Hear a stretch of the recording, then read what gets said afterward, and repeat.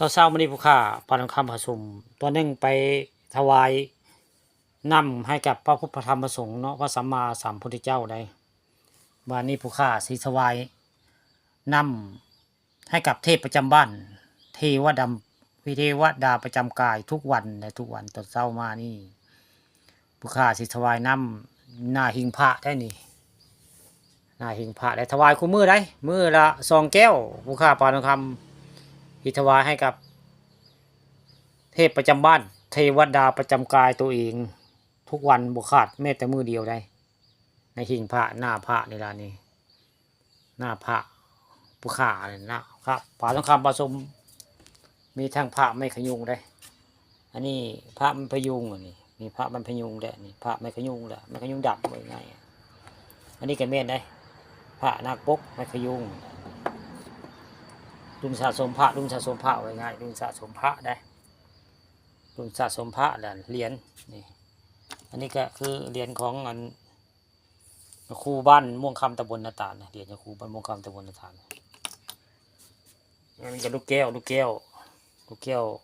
ได้มาตั้งนานได้รุ่นสะสมลูกแก้วนี่ก็ลูกแก้วอัญเชิญครูบาของครูบากล้วยเพิ่นไปอัญเชิญในลูกแก้วอัญเชิญครูบากล้วยได้นี่เพิ่นเอาให้นี่คือหิ้งพระผู้ค้าร้านนี่มีหลายอย่างง่ายๆรุ่นสะสมพระเหรียญในเฮือนในศาลนี่ก็รุ่นพระปิตาของหลวงพ่อคูณนานแล้วมีตั้งนานแล้วนี่พระปิตาหลวงพ่อคูณนี่ก็คือคุณเพนเนาะคุณเพนอันนี้คืออันพระหูยานนี่ก็มีตั้งนานแล้วสะสมไว้หลายปีแล้วคือว่าพระหูยานนั่นเองนี่พระหูยานตอนเช้ามื้อนี้ก็ได้มาออกคลิปว่าถวายให้กับถวายน้ำให้กับเทพประจำบ้านเทวดาประจำกายแล้วก็ถวายพระพุทธพระธรรมพระสงฆ์พระสัมมาสัมพุทธเจ้ากับมื้อนี้วันศีลใหญ่เนาะก็ต้องถวาย3 แก้วได้ทุกศีลใหญ่วันศีลใหญ่วันพระวันโกนนั่นละ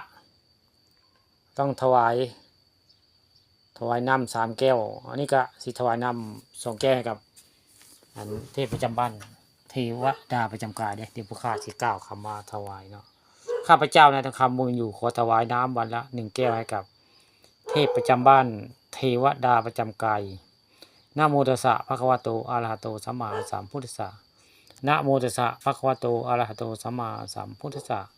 นะโมตัสสะภะคะวะโตอะระหะโตสัมมาสัมพุทธัสสะนะเมติแ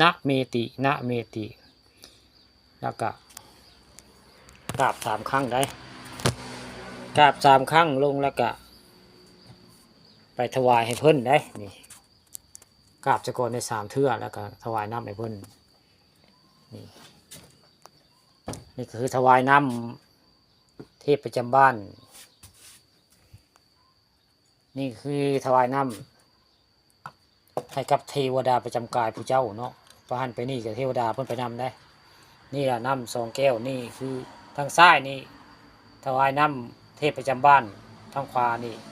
เทวดาประจำกาย